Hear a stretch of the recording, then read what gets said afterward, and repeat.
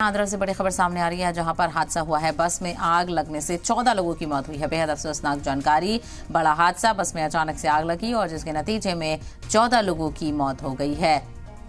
रवैयारम जिले में ये दर्दनाक हादसा पेश आया है। ट्रक से टकराकर बस में आग लग गई। तस्वीर आप देख सकते हैं, भयानक मंजर ये देखा जा रहा है और इस बस में लोग भी मौजूद थे, जिसके नतीजे में 14 लोगों की मौत हो गई है। अफरा तफरी का एक माहौल आसपास के इलाके में देखने को मिल रहा है। तो वहीं राहत रसानी की काम में तेजी लाई गई और पूरी तफ्तीश के बाद जानकारी सामने आ रही है कि इस पूरे हादसे में 14 लोगों की जान चली गई है।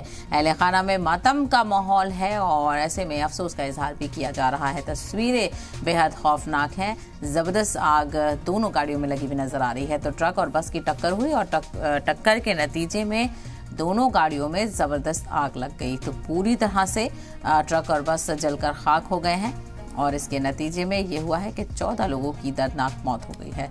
तो इस आग से झुलसकर 14 लोगों की मौत। आंध्रा में ये हादसा पेश आया है। रवैयारम जिले में दर्दनाक हादसा हुआ है। ट्रक से टकराकर बस में शदीद आग लग गई।